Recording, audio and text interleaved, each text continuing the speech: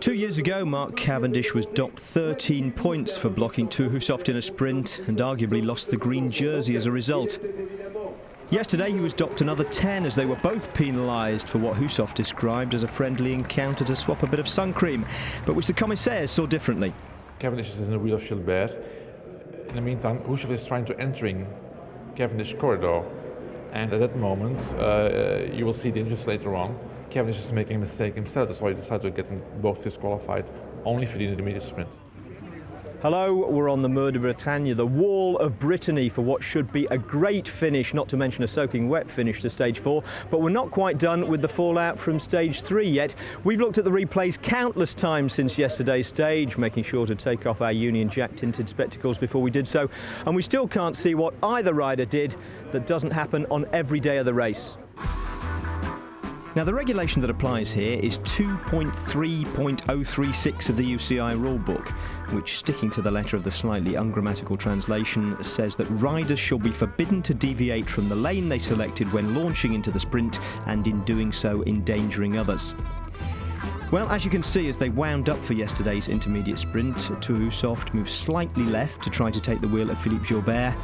Mark Cavendish, who already had Gilbert's wheel, politely declined to give way. There was a bit of leaning in, a small exchange of sun cream perhaps, but in the context of what happens on the finish line, and indeed what happened even on yesterday's final sprint, it was the cycling equivalent of shaking hands and saying "after you." Nevertheless, and despite nobody else being impeded and the fact that it didn't affect the outcome of the sprint, both riders were disqualified from it. And things almost got a lot worse for Mark Cavendish on the run-in. First, his team went too early, leaving him to fend for himself. Then he was forced wide on the final bend, had to fight to stay upright, and actually did a great job to recover and finish 5th, just ahead of Hushovd, who'd led out his teammate Tyler Farrar for the stage win. In fact, if Farrar had bothered to contest the intermediate sprint, the stage win would have been enough to give him the green jersey. As it is, he's second now to Jose Joaquin Rojas, with Hushovd demoted from 3rd to 4th, and Cavendish down from 5th to 9th. So add the UCI commissaires to the list of people under whose nose Mark Cavendish will brandish the green jersey should he come back to win it. That is, if they weren't on it already. Ned's been down at the HTC team hotel this morning. To students of Mark Cavendish's rather tortured relationships with the commissaires of the Tour de France, this may well look like the third part of a trilogy. In 2009, there was his first coming together with Thor Hushovd, and then last year, of course, the elimination of his lead-out man, Mark Renshaw. A sequence of events which obviously last night came together in Mark Cavendish's mind and then came out into the public domain in the time-honoured fashion of a tweet. There were two worth noting. Firstly, the assertion that he was somehow being singled out for individual treatment by the Tour. There's got to be one set of rules for everybody. Yeah. You know, it feels personal then. I'd actually like a video or a drawing, like what I have to do in that situation. Like what is acceptable, because I don't know what to do. And then the news that Thor Hushovd had offered to take the hit on his behalf. It won't change nothing, you know, but it was really admirable of him. Like, I thank him for that. How this all plays out in the sprinter's mind, and more saliently out on the road, will be revealed after 92.5 kilometres of today's race, when once again they line up for an intermediate sprint. Which kind of Cavendish will show this time? You know, there's no. I want to know. I'd like to know what I have to do in that situation. What is the safety? If I take my hand off, I crash. If I try and move away, I crash. I don't know what the safest option is. I really don't know if you can't do that. All right, well, let's take a look at stage 4, 172.5 kilometres, setting out from Lorient. And it's not just the final climb today, the whole stage is pretty lumpy. There's a fourth category climb at 79 kilometres, the Côte de Laz, and the intermediate sprint is just 13 kilometres later, so we'll see then whether Cav's legs are as good as yesterday and whether Tyler Farrar takes an interest. The main action, though, will be on the final climb, where we could see all 4 jerseys, yellow, green, polka dot and white, changing hands. Wet and miserable at the start in Lorient, where news came that we'd lost our first rider, Jurgen van der Walle, who fell in stage 1, you remember, and got up to give everything in the cause of Philippe Gilbert's stage win. He's abandoned, so 197 riders in the race. There are the overnight standings. Thor Hushovd leads from his teammate David Miller, the pair of them on the same time. Cadel Evans is just 1 second off the race lead and surely a favourite to take it today. Geraint Thomas is 4th in the white jersey of Best Young Rider. Then it's Linus Gerdemann, Edvald Boasson-Hagen and the Schleck brothers 7th and 8th. They're all 4 seconds back, as is Bradley Wiggins in 10th. Mark Cavendish is 17th, 5 seconds down. Ben Swift 23rd at 11 seconds. Philippe Gilbert, today's favourite to win, is in the polka dot jersey. Alberto Contador down 1:42, needs to claw back time and perhaps might try a late attack. Now, as we join commentary, there are 5 men in the day's break. Imanol Erviti of Movistar is the best placed of them at 111th, 2 minutes 58 off the lead. And along with him are Johnny Hogeland of Vacances Soleil, Jeremy Roy of Française des Jeux, Gorka Izagirre of Euskaltel and Blel Kadri of AG Desert. So we're now approaching the sprint in Spezet, and this will take us through to the last 50 miles of racing. Well, getting out of the saddle there, that says Imanol Erviti. He's born in Pamplona, by the way. He's a pretty big rider himself, 183 centimetres. That makes him getting pretty close up there to being 6 foot tall, and he weighs in at 73 kilos. Leaving it late. Well, let's see, there's Jeremy Roy on the front at the moment. And but just look at Johnny Hogeland. He's out of the saddle. He's waiting to see who's going to start the sprint, and he's in the ideal position here to launch the sprint from 3rd or 4th position. But he's waiting for the moment to jump. Viti is the 3rd rider, and the Euskaltel rider is Izagirre. Now they've started to wind it up. Hogeland immediately spotted it, has gone for the wheel of Jeremy Roy.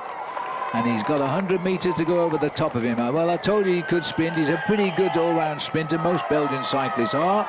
And Johnny Hogeland gets maximum points for the green jersey with that. Had a pretty good day out. He's won both the prizes along the way. Well, that may be a sign of things to come. In fact, race radio just crackling through at the moment, Phil. They're saying that it's actually Movistar who are now moving to the front of the peloton, because they're obviously trying to set up their man JJ Rojas, who is the leader of the green jersey points competition and a very good sprinter, and the Spanish national champion too. 2:59. They're not getting away and they're not getting any closer to the field, but this is where we're watching the sprint build up now. 2 big questions. Is Mark Cavendish going to get mixed up with this one, as he did yesterday? Is Tyler Farrar going to get mixed up? That's the only indicators we get if they're racing for that green jersey. Well, I can answer both of those questions for you, because I've just seen Mark Cavendish in about 7th or 8th position, and a little organised train over on the left-hand side of Garmin Cervelo looking after Tyler Farrar.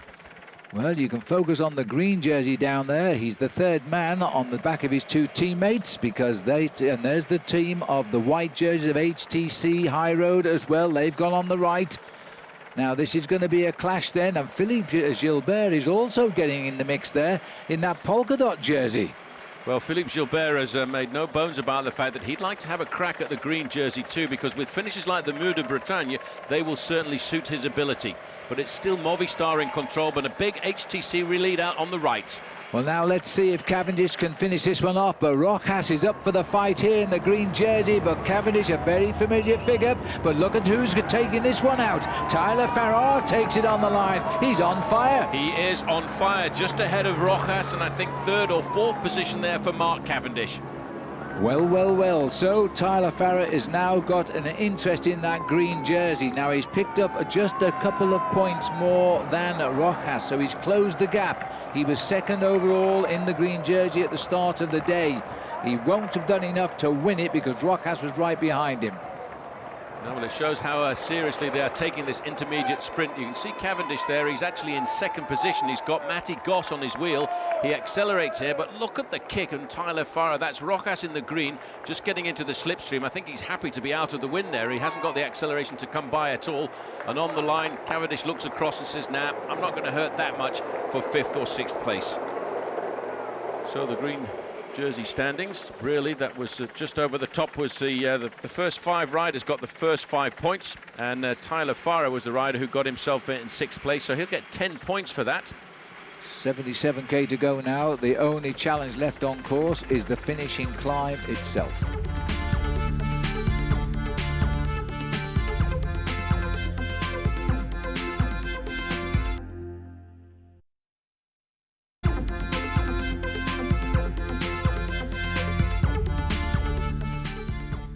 It's a bespoke name. Ben does the homespun boy next door bit, Swift does the rest, lively, darting, fast. Sky's new kid on the block has the innocent advantage of coming to it all with nothing to lose and a great deal to gain. It's been a childhood dream to ride the Tour, and to actually be here now, it's like a dream realised. It's the pinnacle of the sport and everybody just gets up for it. His participation on this year's Tour wasn't planned. 2 stages of the Tour Down Under were intended to be followed by a return to a prolonged period of work on the track. But wins at the Tour of California and the Tour of Romandy changed the game again. After that, his inclusion became a necessity. I think he's more than proved himself. It is about putting the best 9 riders on the start line. He gave himself an opportunity, and I think opportunities arose due to some riders being sick. Mick Rogers in particular, we would have thought would have definitely been here.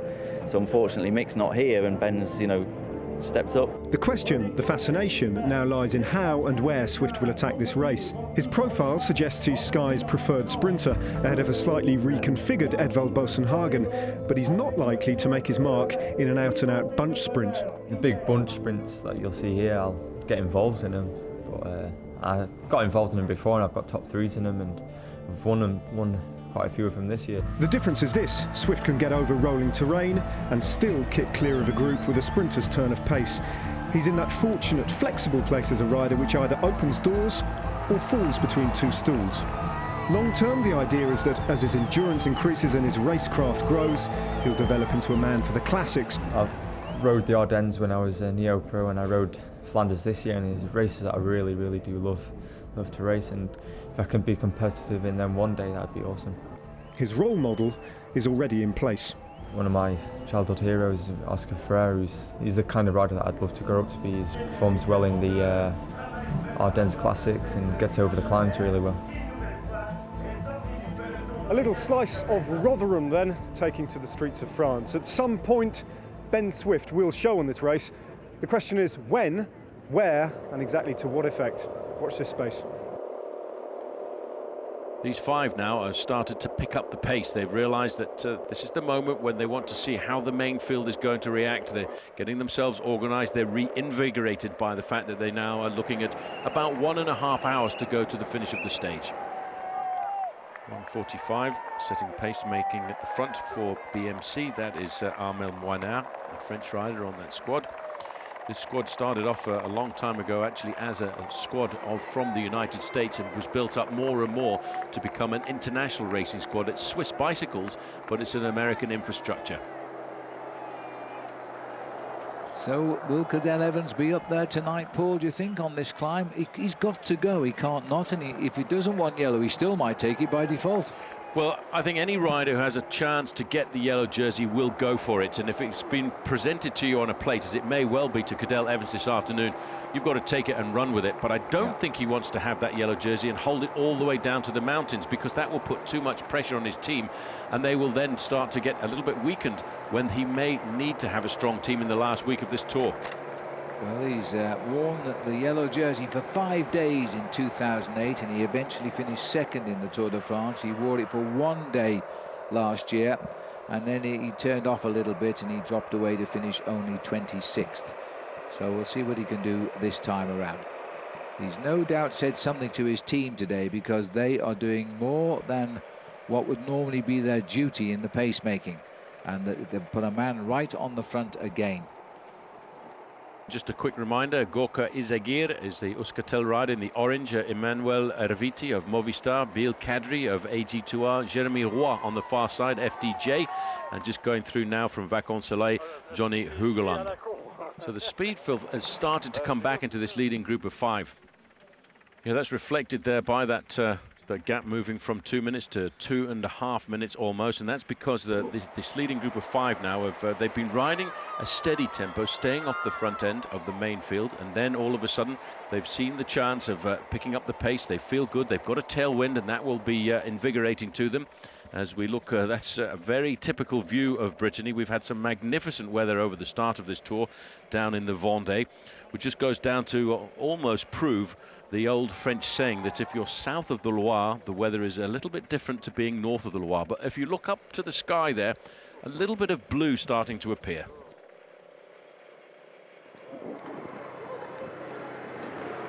Looks like Bradley Wiggins, isn't it? It is. A bit of a problem for Wiggins. No panic though. At this stage of the race, if you have a flat tyre, you just stay relaxed and wait for the mechanic to come up alongside you.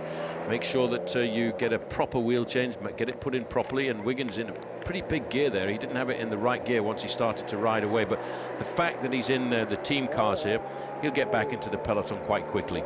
Yes, nice chance to study the man who's got 3 Olympic gold medals, and he's looking now to have a great finish in this year's Tour de France. He really has, I think, Phil, got his head together in the Tour de France this year, because in fact from Beijing to the Tour de France this year, this man has lost 13 kilos, and the reason he's done that is to try and get himself into the mind frame and the physical frame with the attributes of a climber.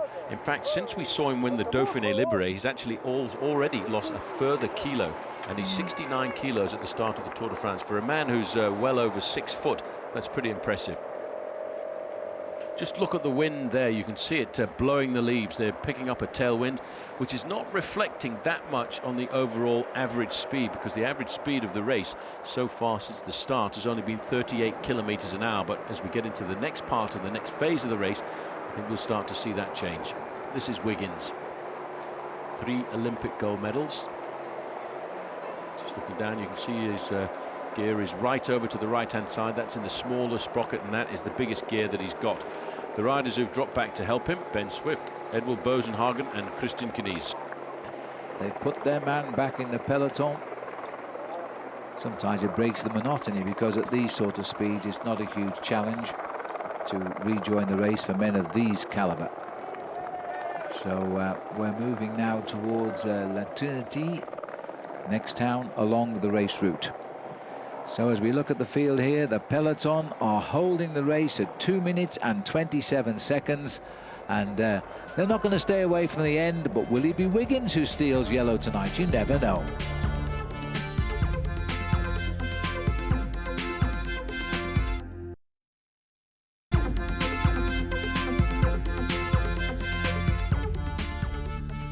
Welcome back to a piece of British weather.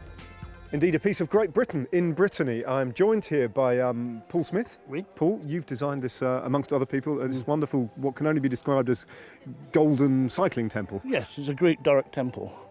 With a cycling theme. We'll come to that. We'll come to that in a second. And Annie, bonjour. C'est votre maison. This is Annie's house here. That we're, yeah. Yes. Oui. Oui. And les Anglais, you're happy with them invading your house like this? Oui. Vous êtes bien accueillis? Ah, je suis très bien accueillie par les Anglais et j'apprends l'anglais avec eux. Okay, well, Annie's learning English. She's been very welcome, very good. Okay, Very Paul, good. the whole bunch of Brits have basically descended on this field, and, Yes. and you've come up with this hymn to the tour, including great names like Mark Cavendish, Lance Armstrong, you've got Pantani, Oui. you've got Bernardino. Oui. And what most catches the eye is Phil Liggett Yes. taking his place in the cycling pantheon. I think he deserves his place in history, certainly, yes. He entertains lots of people very successfully, so we wanted to celebrate his achievements. He'll be very glad to hear that, I'm sure. You do realise that all this effort, the flowers, the whole thing, the straw bales, all this work, and the race will pass you by in a flash. But it doesn't matter, it's the intensity of the experience and the fact that it brings people together from different cultures, and to celebrate local culture and international culture. That's what it's about. Well put. Paul, Okay. Annie, enjoy the day. Have a good day. Bonne journée. Bonne journée. And Paul, thanks for all your effort. Not at all. Okay, should we get back? Merci beaucoup. Let's get back to the commentary now with that man up there, Indeed. Mr. Phil Liggett. Indeed. Well, Cadell Evans That's is why not he having one of his stopped best rather days. suddenly. Yeah, he's got a problem with the bike, I think. It's not, and these are not what you want. This is a little bit mentally disturbing when things aren't going right. The adrenaline pumps wildly all the time. As always, the teammates are dropping back. Well, a bit of panic on board Team BMC Racing, and that's looked like Marcus Burkhardt stopped immediately to wait for him. Also getting in there, Santa Morita sitting at the back, 148. Well, yeah, Santa Marita is the workhorse for the team. This is his job. He's got to ride everywhere Cadell Evans rides and look after him. And he's done a good job today, I have to say. He's the boy at the back here, 148. Similar riding style, similar bicycle, always on hand to sacrifice with anything he's got to keep Cadell in the hunt. Well, a little bit of a scare there. Now you can see it because of the importance of that, and the whole of the team almost has moved to the back. And what they will now try and do, you see how they move over to the right-hand side. They'll get themselves organised. They'll drag Cadell up to the front end of the line of riders, the peloton. And he's not had a great day. All these little bits of wastes of energy can be accumulated at the end of the day. It's, as I say, very much like a bank account. You've got to be very careful how you use up that energy source, because if you overexpend on your bank account, you end up going into the red. And that's one of the things that Cadell has had a number of moments of bad luck. But one man who's not having too much bad luck is Dave Zabriskie. He's riding high and fast as we go inside of 20 kilometers to go. And that separates the five-man breakaway from the main field by about 1.5 kilometers. Over on the right, the lime green of Team Liquigas, and they're looking after Ivan Basso. He doesn't want to get caught out again. Fabian Cancellara moving up on the left. He's looking after Andy Schleck. Leopard Trek. A lot of Radio Shack riders. There they are. Red and white jerseys up in the front end of that little arrowhead there, keeping themselves ready and poised to try and do something special. Maybe it will be the day for Chris Horner this afternoon as we move now into the back into the department of Morbihan. Well, we've seen the problems of Cadell all day, Paul, but I'm wondering if he's changed his bike. Would he have changed, you think, for a separate set of gears for the climb to come? I doubt that very much. So you don't need, I mean, these guys have got 20 gears on these bikes they're racing on, and with the kind of climbs that we're looking at here, you can pretty much ride in a close ratio set of gears, going up just one sprocket at a time. It's just maybe the nervousness as the balloons go up into the sky to celebrate the arrival of the Tour de France back into the region of the Morbihan. But all these little incidents, at the end of the day, they add up on your mind. They prey on your mind psychologically. And we do know that Cadell Evans, when things start to go wrong for him, yeah, he doesn't really feel comfortable. Well, let's hope, but that's not the case today. He got back swiftly enough, and he is back, but he's got to get through all those riders now, quickly. Look at the face of these riders from Omega Pharma Lotto. They are really suffering now as they keep whipping up the pace. Those guys, they don't care about finishing in the main field at the end of a day like this. They will give everything they can to leave Philippe Gilbert in an ideal position at the bottom of this final climb of the day.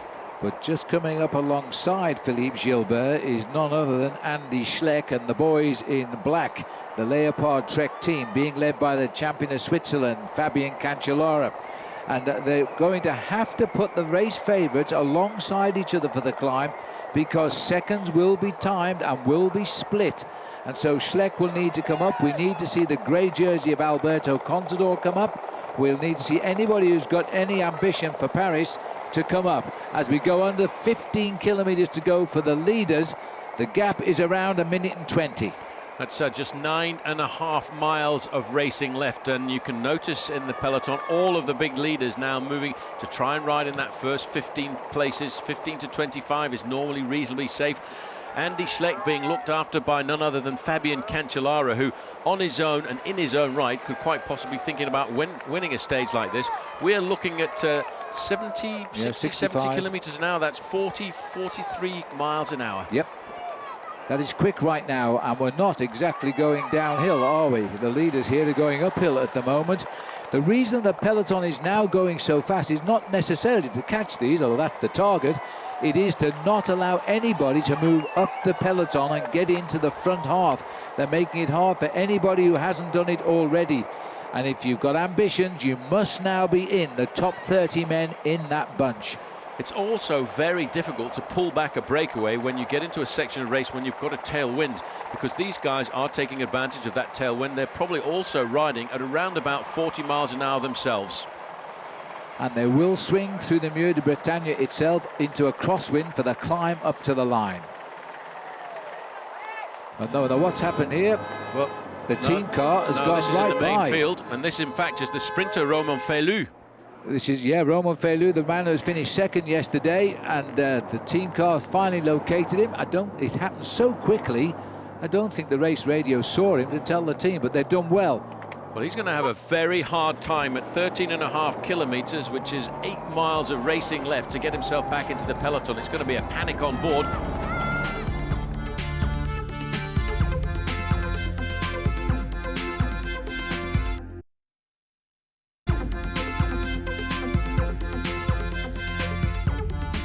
The athletes might spend their days riding hundreds of kilometres, but as is often the case in pro bike riding, the race proper can be defined in just a few hundred metres.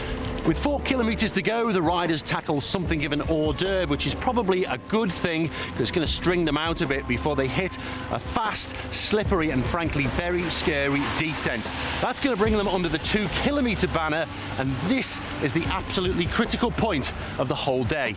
It's going to set up the front runners for the 1,800 metre power climb of the Mur de Bretagne. Stall here or lose your place and your day's pretty much done. From there, the road ramps up to its maximum of 10%, and it pretty much stays there for the best part of a kilometre. I think it's going to take all of that for someone to force a split. As they come under the 1 kilometre kite, the road starts to ramp back down, so perhaps anybody who's managed to steal a few metres will get to hang on to it. No doubt in favourite for the day is of course Philippe Gilbert, but watch out for the GC contenders too, because one of them is almost certainly going to try and steal a few seconds. Perhaps Alberto Contador will try and eat into that deficit that he's got, or judging by his form on stage 1, maybe Cadel Evans is going to try and increase his buffer over the pure climbers. One thing is for sure, as short as the Mur de Bretagne is, it will almost certainly have an influence on every single jersey competition in this race. Well, we're now at 9.5 kilometres to go. The gap has finally come inside of the 1 minute mark. There are riders dropped out of the back of this race at 1 minute and 45 seconds. This is Romain Felu, had that mechanical incident. He's using a team car. Now, the referees will not be too happy with this, because he's actually riding behind his own team car, who's trying to motor pace him back into the pack. He will get a serious fine for this afternoon, but if the referees notice, we've got a full camera on it. And there's a big move coming here, and this is Gorka Izagir. Yeah, which is what we expected. This boy is a good climber, and he's going to give it his best shot, and not surprisingly, it looks as though it is Johnny Hoogeland who is trying it, but boy, he'll be lucky to hang on to this man on the climb. Well, this is Tyler Farrar here now. Now, where is Tyler? He's hanging on to the tail of the bunch today, the winner of yesterday, but this isn't his style of finish. They brought him back. Well, this is the indicator, Phil. It's always very easy to attack and make that first move, but it's a lot more difficult to sustain and actually hold on to that advantage. 30 seconds, that's 500 yards. And it's only 5 kilometres. Hats off to the computer today. It looks like he got it right, but the catch is going to come very imminently now. Half a minute, but it's half a minute on a climb, and they can see these riders now. Well, they're being dispirited by the fact that every time they look over their shoulders, they will see the mass of the peloton charging down upon them. And if they could see that little bit closer, they would see the black and white jerseys of Team Leopard Trek, maybe trying to set something up for Frank Schleck, because this is also the kind of finish that would suit Frank Schleck. And there is Frank Schleck as we look through there, but 5 kilometres to go for the leaders. And it's now a matter of a couple of 100 yards or metres, that's all now, back as we look at Danny Pate now of the United States, pacing up HTC Columbia. TJ Van Garderen cannot be dismissed. And he's also looking after Peter Velets, and right on Peter Velets' wheel was Tony Martin. The yellow jersey, Phil, is not far away. Don't ever discount Thor Hushovd, because that man has courage and a heart of steel.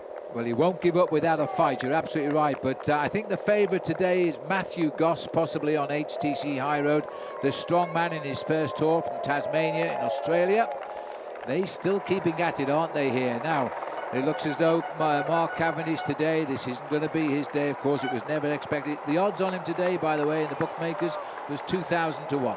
Well, I'll tell you one thing, Phil, we talk about Matty Goss. He's not the only Tasmanian in the race, because Richie Porte also hails from Tasmania, but he will be looking after Alberto Contador this afternoon. Very unfortunate split there, because that means riders in a favourable position suddenly find themselves behind again. Tyler Farrar here just dropping off as well.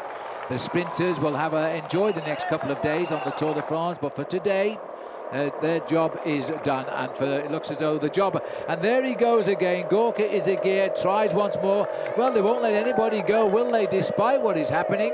And the peloton snapping on the back wheels. We're looking here at 5 to 7 seconds advantage for these 5 riders. Gorka Izagir here, Phil, just prolonging the agony as he goes under the banner of 4 kilometres to go. The banner of 3 kilometres to go is actually just on the outskirts of the town of the Muur de Bretagne, and from that point they can look in front of them and say, ouch, that's going to be hard. Cancellara also sits up and drops off as well, with Mark Renshaw, the lead-out man for Cavendish. They've gone now, jobs are done. They are now all together at 3.7 kilometres to go. They have everything to race for now. Now we're going to see attacks from riders like BMC, for Cadel Evans. They're all racing to the Muur de Breton. This is where we are now. Once we leave the town of the Muur de Breton, we'll be on the climb, and it starts steep at 10% right now. At 16 participations in the Tour de France, George Hincapie still has the desire to go to the front. He's got Cadel Evans on his wheel. Cadel Evans is in an ideal position. So too is the orange-jerseyed Robert Hessing, the leader of Rabobank. Yes, being led there by Luis Leon Sanchez, the man we saw earlier today have to change a flat tire. He's gone straight to the front to start the action for the Rabobank boys. Hincapie, this man is incredible. He's taking it to the limit, and then he'll say goodbye until he sees his boys at the finish. Well, that's all he wants to do this afternoon. He's working as a dedicated team man. Cadel Evans has dropped back to 6th place there in the red and black jersey of his team. On his wheel is Alexander Vinokourov in the turquoise jersey, but they're still moving up. Everybody knows. Look at the pain and anguish on the face of these riders. Romain Felu has moved up to the front, but still in contact. Comfortably there in the yellow jersey is Thor Hushovd, and the man in the Saxo Bank jersey, the pale blue and black jersey there, is Alberto Contador. Under 3 kilometres, the climb officially starts at 2 kilometres to go, but really we're on it now. There's a slight kick down before we go up again, just before that 2 kilometre banner. But now the favourites who are expected to leapfrog from this peloton are preparing. Watch that polka dot jersey of Philippe Gilbert, the winner on the Mont des Alouettes, the stage 1 on Saturday, on a similar finish. Hincapie has come back to the front. You can see now he's giving this last little bit. He's just about to crest that climb. He will go downhill for a fraction. Bradley Wiggins there in the white jersey with the 2 bands across the middle. He's ideally positioned. There is 51, Thor Hushovd in the yellow jersey. He's still there. Chris Horner is up there for Radio Shack and the United States. But what a job of work as they start the climb now that was done there by George Hincapie. Officially, we're on the climb of the wall now, the wall of Brittany, as they now all look at each other, and Philippe Gilbert has put himself right on the front. I don't think he wants to be there.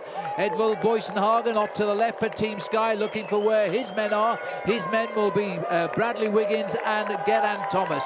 Andy Schleck in the black and white jersey there, right in the middle, the taller rider. Locked on his wheel this afternoon is Alberto Contador. He's maybe a bit concerned about the possibility of an attack coming from the Luxembourger. Oh, look at the face of Cadel Evans in the middle there. He knows that if he just opens a gap of a second, he'll be the leader of the Tour de France tonight. Others know if they open a gap of just 4 seconds or 5 seconds, they could be the leader of the Tour tonight. But at the moment, it's still Thor Hushovd in yellow down there. There he is, locked in the middle of the pack. He has not given up. He doesn't want to take that jersey off and hand it to somebody else. Contador moving forward. Frank Schleck locked on his wheel there with the red and white bands around the middle, the champion of Luxembourg in the road race. We are now well into the Muur de Bretagne. Look at the faces of these riders. This is a beast of a climb. It's only 2 kilometres long.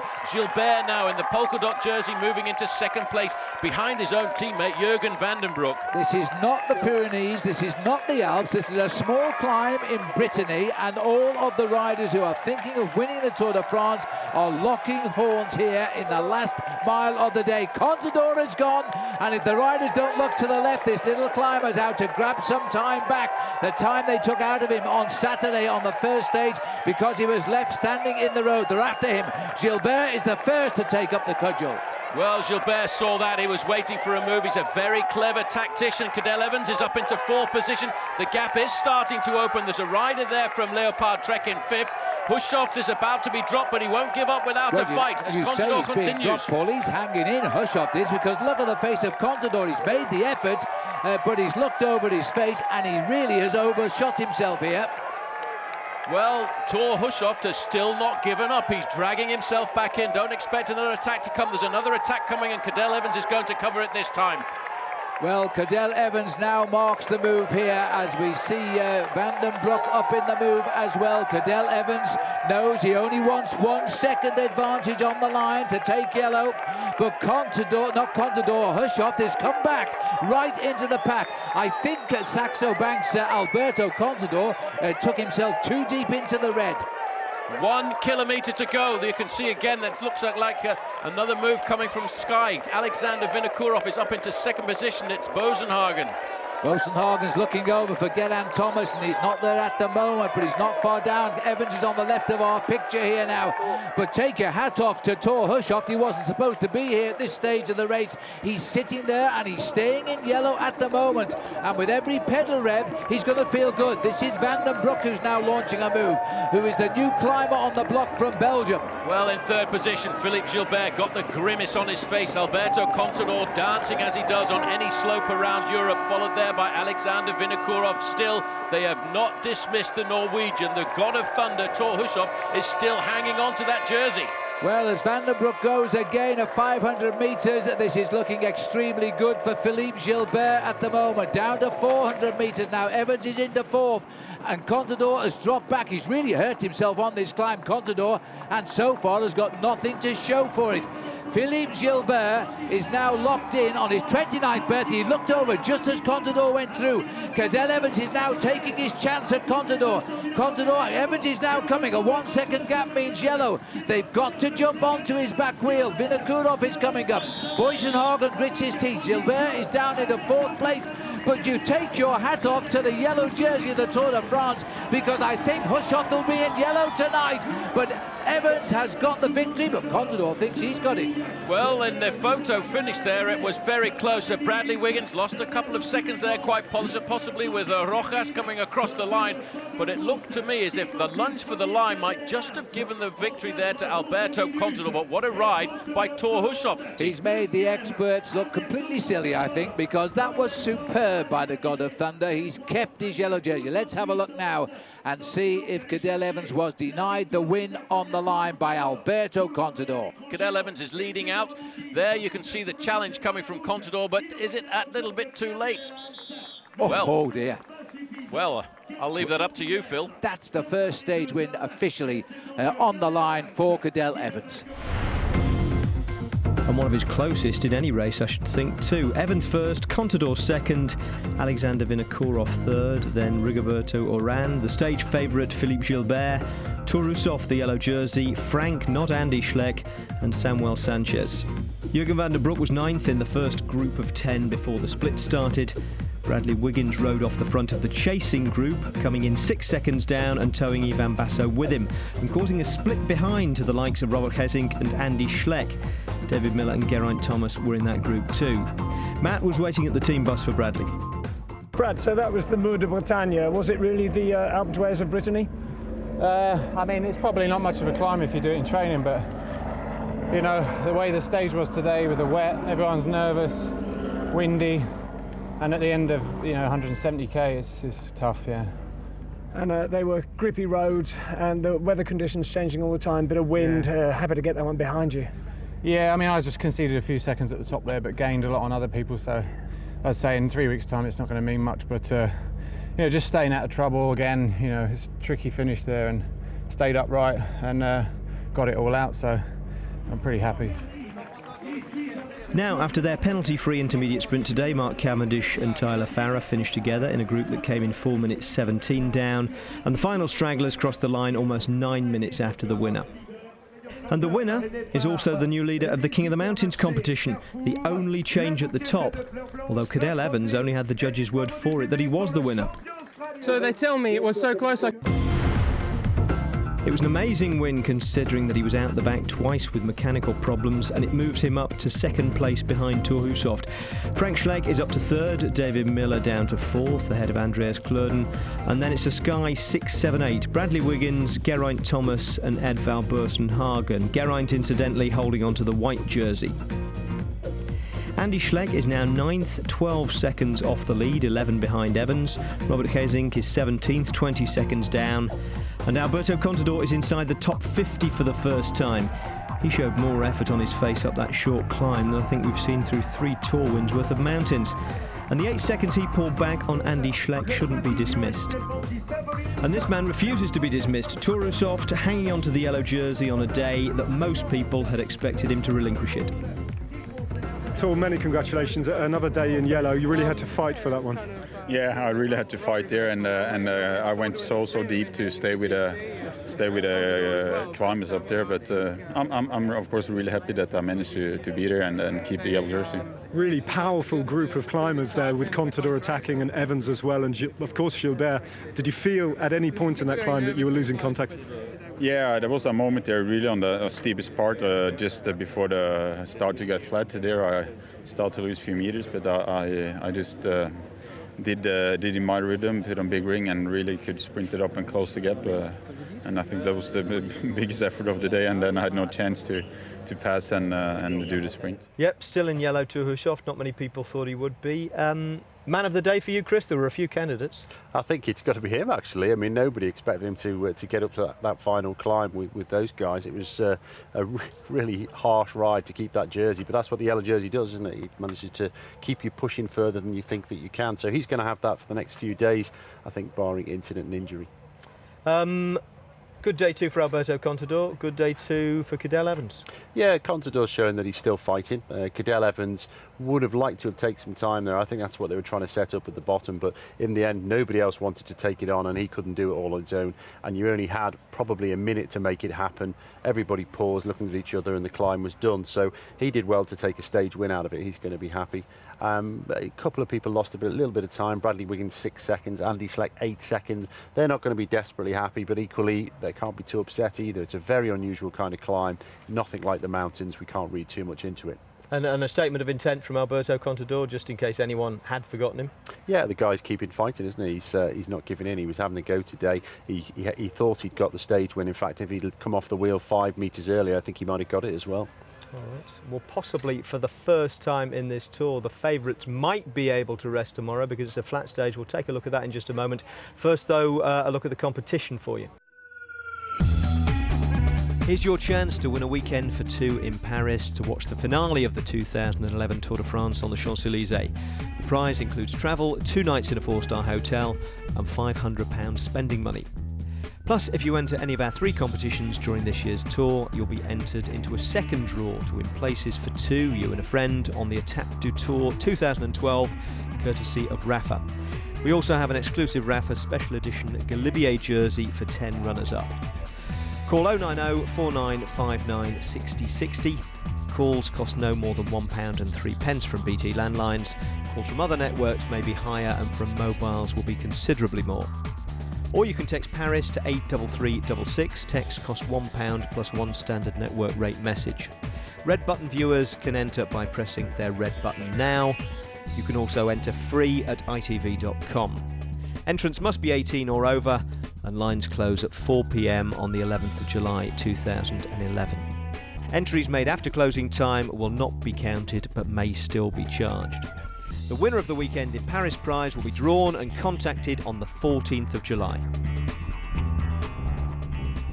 Right, here's tomorrow's stage, 164.5 kilometres from Carré to Cap Fréhel on the Côte d'Amour. It's flat at the finish, but it'll be another hilly day in the saddle to get there, so although it should be a bunch sprint, the teams who want one are going to have to work hard. The intermediate sprint comes after 70 kilometres at Goudelin, and for most of the last 70 the route hugs the coast, so if the wind's blowing, the whole character of the race could suddenly change.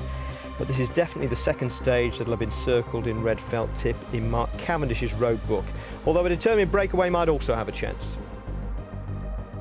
We'll have stage 5 for you live tomorrow from the usual time, 2 in the afternoon, with highlights at 7 o'clock. In the meantime, itv.com/tour is your one-stop shop for the podcast, for extended maps, all sorts of extra information about the race, and that's also the place to email us. If you want to catch us on Twitter, we are ITV Cycling. Well, we said at the start of the day that the ownership of all 4 jerseys in this race was likely to change by the end of stage 4. In the end, just the polka dot jersey did. Join us tomorrow for stage 5. The predictions might be rubbish, but the racing should be great.